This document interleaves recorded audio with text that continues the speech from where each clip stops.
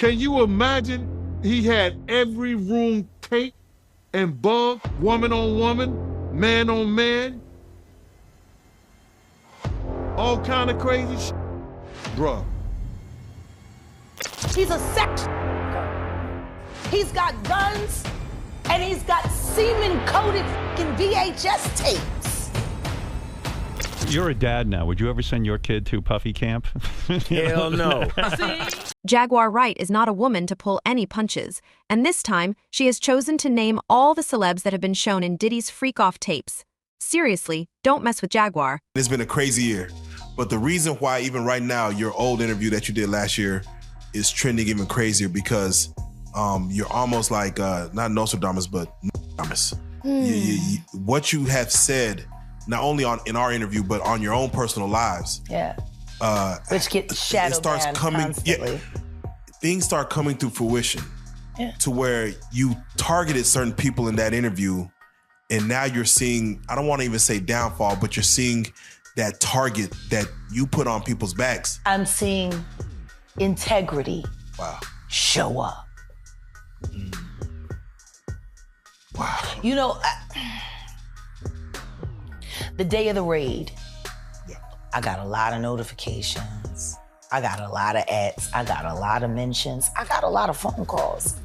When you said the day of the raid, you're talking about the raid on both Miami and California. And New York simultaneously. Wait, New York was? Yeah, the New York house was raided as well. Oh, wow, that didn't even, they didn't even really. 3 states working in tandem, and they did not tell the officers who they were raiding. They went in tactical as they were instructed to. They didn't know they was raiding Diddy's house. With Diddy being a Fed informant, that he had people in the force and they wanted to make sure that went through legit. So they ain't tell nobody whose houses they was going to. That's why you see the guns. The cops didn't know that it was Diddy's house over there in Beverly Hills around the corner from the Playboy Mansion. They didn't know until they seen the kids. So what are your thoughts on the show of force, even not knowing? They did their job. He's a sex worker. He's got guns, and he's got semen-coated fucking VHS tapes. I would have went in a hazmat suit. So let me ask you this. When you first told us about your thoughts and you honeycombs is what you... Yeah, the honeycomb. Shout out to Jamil Peterson. He's added a new one. He called him the Diddy Glover now. Because when he ain't got the bass and he say he look like Danny Glover. Oh, man. So he's AKA Diddy Glover now. Shout out to Jamil Peterson, I Am Comedy. So I want to stay right here. We're going to stay within this pocket, but I'm just curious. What did you know that was going on in the world of Diddy, Puff Daddy, P. Diddy, that the world didn't know? What did you know back then, 3-4 years ago? Was gonna come forward. So how'd you know? What'd you know about what Cat? Because I wish I could explain. Yeah, but if I explain how I knew Cassie was gonna come forward, that could hurt some people. Which is why the last time I sat on this blue couch, I said what I said. Congratulations, young Miami. Run as fast as Cassie did. Did you see something being around Cassie? Did you see anything being around? I don't spend time around Cassie, and I haven't seen Cassie in person since she was with Ryan Leslie. Was there something in her eyes that you saw? The way, like now I'm gonna put it to you this way: there are mutual acquaintances between her and I, and that's as far as I can go. Okay. I don't talk to her, but I speak to her. Did you get a chance to see her indictment, what she claimed happened? Oh, no, I reviewed all the files, and everything that she said is everything that I said with Storm Monroe 3.5 years ago. Exactly what I said it was. Were you surprised about anything that came in? No. Wow. So... Nobody else should have been either. Young Jock. You Diddy doo-wop bop.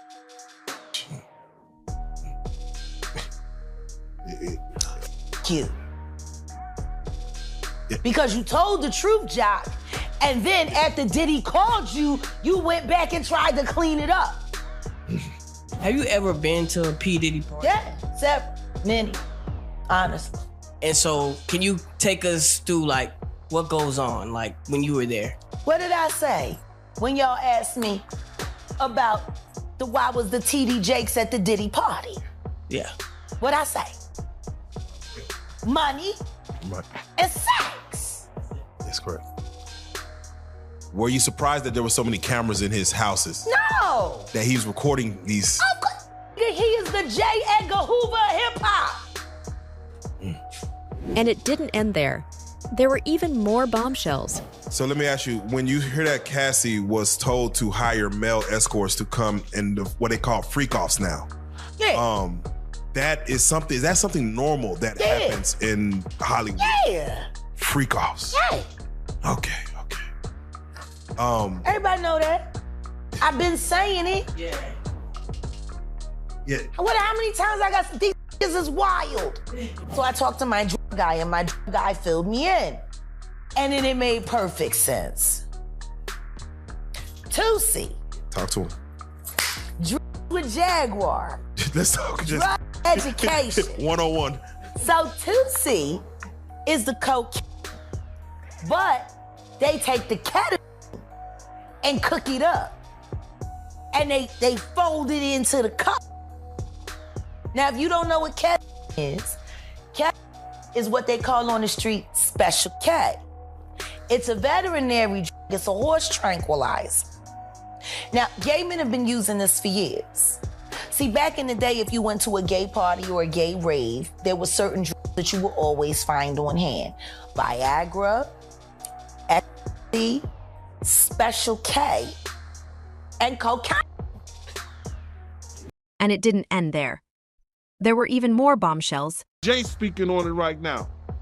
He'll be one of the first dudes that they'll probably pull to the side and say, yo, well, you say that your man, I heard you on TMZ say that he never did this and he never did that, but ain't this you? If those pictures or those films or anything like that exists. You know what I'm saying? That's what they pay those agents to do. So, of course, I don't believe that none of the people who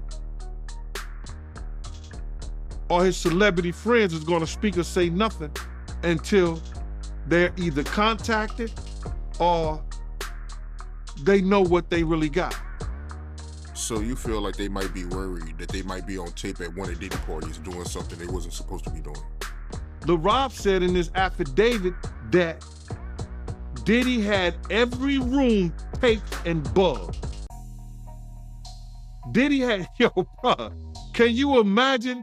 He had every room taped and bugged, and they found little bugs and little tape recorders. I mean, little those micro projectors or whatever like that, or video cameras. They found them in the house, bro. So by them having those things in the house, and people know there's drugs, there's alcohol, there's loose women, there's loose men, woman on woman, man on man, all kind of crazy shit. Bruh, they just wondering who or when they're gonna let this stuff be known.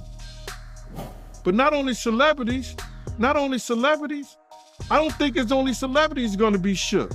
He had politicians in there. He had princes in there. He also had a couple of preachers in there.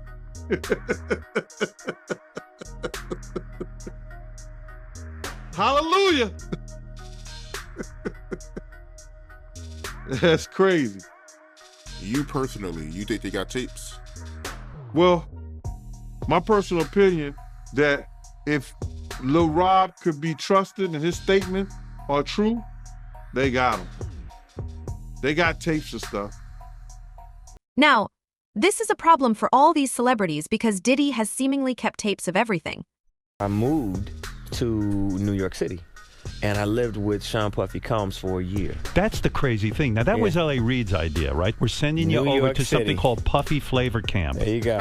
To learn some... Flavor Camp? Yeah, Flavor that's what it Camp. was called. And you're going to go to Puff Daddy's. He's going In the 90s, do you understand what that's like? Puffy's place was like just filled with chicks and orgying like nonstop, right? No, not really. I Come mean, on. but hey, it was curious. I got a chance to see some things. Yeah, but you were 13. What were you I seeing? went there to see the lifestyle, Right. And I saw it, and it was, but I don't know if I could indulge and understand what I was even looking at. It was pretty wild. It was, So it was nobody crazy. tried to, some woman didn't come along. I didn't say and, that. Okay. I didn't But say you that. What I did say is that there were very curious things taking place, and I didn't necessarily understand it. Biggie Smalls was there. Biggie Smalls was there, Lil Kim, Craig Mack. All these people all are of hanging these- around. Yeah, man. Faith Evans, And your parents Jodeci, were Mary J. okay? Blige. They didn't know nothing about this. Oh. I was having a good time. You know what I mean? Does he have you doing any chores? Are you doing dishes at all? I mean, to keep you humble somewhat? Or are you just like, can you stay up till 4 in the morning with them and party? I mean, I could. I actually stayed up longer than them. And do you have money? What's going on? I mean, I had like per diem. Yeah. I had like, What like a a living. life. Yeah, it's pretty crazy. 14 years old. You're a dad now. Would you ever send your kid to Puffy Camp? Hell no. See? Most of these celebrities were a part of the freak-offs as full-blown, responsible adults. It will even shock you to find out that some were involved as kids. Looking at this lawsuit, right, Lil Rod, he alleges that, Diddy told him personally that he had sex with Usher. And when you look at the lawsuit, even though they got Usher's name redacted, you could tell who it is because they describe him as the guy that performed at the Super Bowl. Right. So, I mean, we all know who that is, but how you feel about that, man? Well, I mentioned that earlier, that he said about Stevie J. The Usher part, that's a touchy situation, man.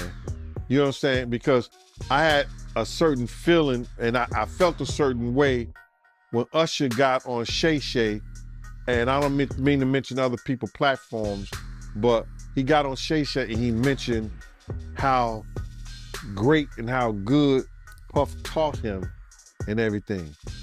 You know what I'm saying? About the business, right? I know, and people know, that was around that in that time that Puff and Usher did have a situation. And that situation led Usher to the hospital. Now I let Usher explain that to y'all. I let Usher tell that story. But how dare you say a man that groomed you, you gonna give him a pass? Bro, you know I know. Let me reframe you on something.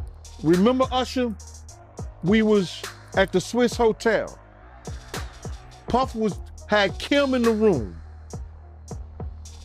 Had one of Keith Sweat's baby mothers in the big room outside the master bedroom. He came outside in his robe. She gave him a fellatio right there. His back was turned to me. She gave him a fellatio.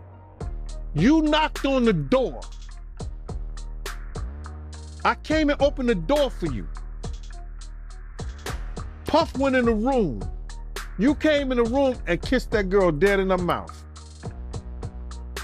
Now I'm telling that because you taking up for somebody that you know and a lot of more people know didn't do you right when you was at Diddy camp.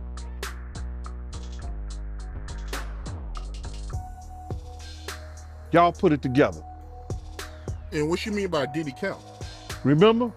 He was on one of the talk shows, the white guy with the curly hair. What's his name? The white guy with the curly hair. And he said, yo, would you send your son to Diddy camp? And Usher said, no, no. Ask him why he won't send him to Diddy camp.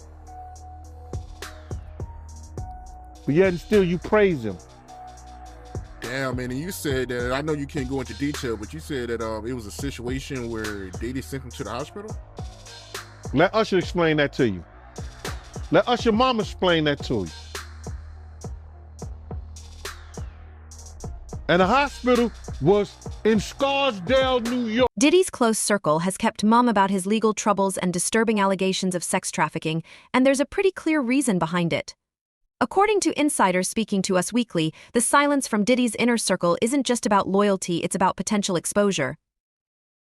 Diddy is known for throwing wild parties where all the big names in showbiz turn up, but here's the kicker: whispers suggest there might have been more than just good times captured on camera. It's alleged that Diddy had hidden cameras installed at his properties, including his Los Angeles mansion and his place in Miami. So if anyone got a bit too carried away at these shindigs, there's a chance it's all been recorded. And it's not just about the parties. There's talk that Diddy has a controlling side. Another source claims he enjoys manipulating people and putting them in compromising situations. Things really hit the fan when Homeland Security decided to visit Diddy's homes in March. Reports suggest this is part of a bigger federal investigation into sex trafficking. Diddy's lawyer released a statement following the raids, but it looks like there's still more to unfold in this story.